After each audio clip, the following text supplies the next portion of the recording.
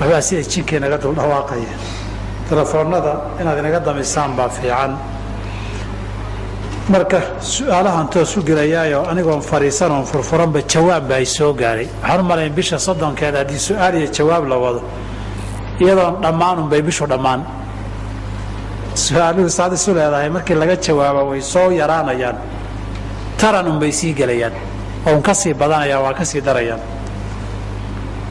qofka saa'ilka koowaadi wuxuu leeyahay haddaan qof dumara kas u taabto salaada ma iga jabtay? salaadda waxaan u malaynayaa weysada inuu u jeedo oo soomaalidu marar badan salaaddii baa ka jabtay iyo salaaddii ma iga jabtay weysaday u yaqaanaan oo masale culimmadu isku hayaan. haddaan wax mara idiin dhexaynin, jirkaadii iyo taabatay haddaan mara idiin dhexaynin, culimmada muran baa ka jira, way isku maandhaafsan yihiin. way kaa jabin iyo kaa jabin mayso, labadaba waa jiraan. aniga waxaan shakigula jirin waxaa fiican inaad weysaysato, sida loo yidhaahda khilaafkaba inaad ka baxdo sunno wanaagsan wey. laakiin haddii daliil ahaan la eego, aniga waxaa raajix ila ah inaanay weysada jebinaynin. waxaana asal u ah nabigeena sala allahu alayh alih wasalam dhowr jeer bay arrintaasoo kale qabsatay. mar isagoo masaajidka u baxay oo weysaystay uu xaaskiisa dhunkaday oo shumiyey, horena waa u sii socday oo salaaduu dadka tukiyey. caaisho qisadaa markay warisay baa wiil curwo la yidhaahdo habaryar u ahayd baa wuxuu yidhi, habaryar adigaan u malaynayaa qofkuu dhunkaday inaad ahayd. way ku qosashay marka. waxaa kaloo dhacday nabiga isla caaisha qol yaroo cidhiidhi ay deganaayeen in ruuxna seexdo ruuxna ku tukada ma dhannayn. innaga guryo waaweyn bayna qaadila. waxay tihi nabiga sal ly slam markuu habeenkii salaatuleyl tukanayo salaaduu iska tukan jiray, anna hortiisaan lugaha fidsan jiray. wuu iska tukadaa, wuu iska rukuucaa, markuu sujuudda soo gaara meeshii ma qaadee buu lugtay qabtaabay tiri, markaasaan ka laabaa. sujuudda markuu dhammaystay istaagana waan ku noqdaa, lugtaydaan fidsadaa.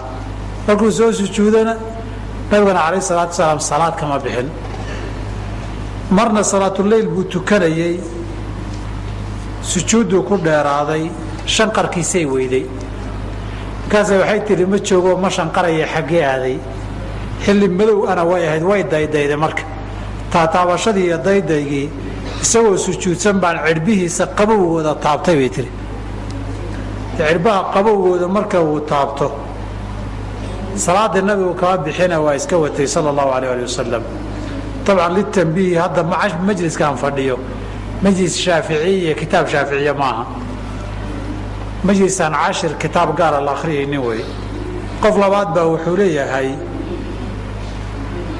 qof haddaan idhaahdo iga dir lacagta hadhow ayaan kuu keenayaa, ma dembi ah?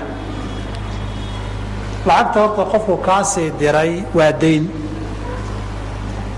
lacagta lagaa diray waa dayn, haddii uu laga xawaalad ahayd iyo hadday wax kale ahaydba. lacagta lagaa dirayee dayntaa laba qaab bay noqon kartaa,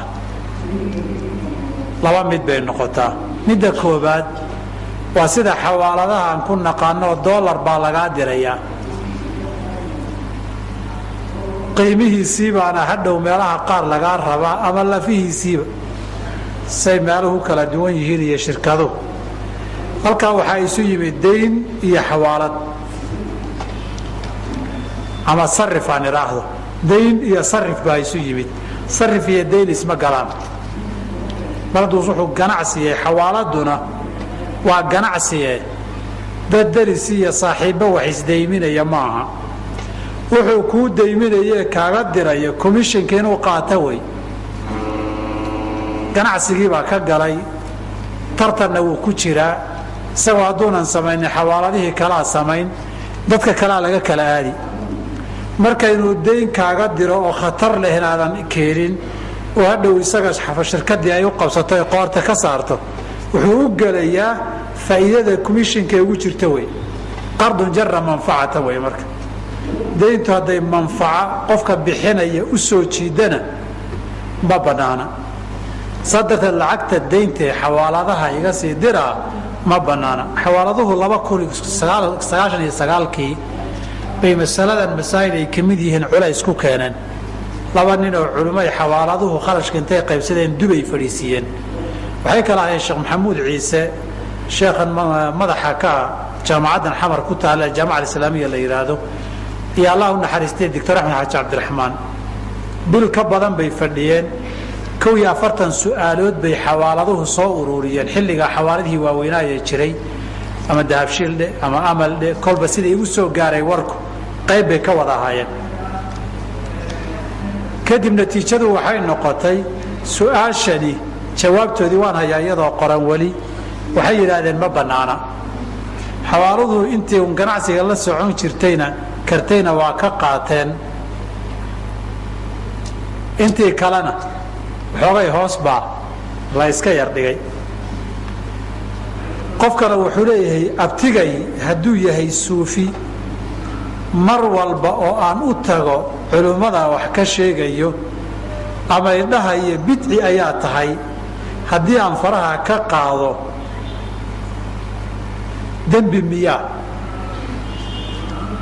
horta dadku hanuunka ilaahay baa haysta adiga laba arrimood baa lagugu leeyahay mid qofkii wixii wanaag iyo diineed garanaysa inaad u sheegtaa lagugu leeyahay xigtad iyo qaraabaduna xidhiidhin bay kugu leeyihiin adiga suufiyaad ka hadlaysaa ee xataa hadday gaala yihiin nabigeena sala allahu calayh waalihi wasalam ree abu taalib markuu ka hadlayay baa waxaa ka mid ah axaadiidta ka sugan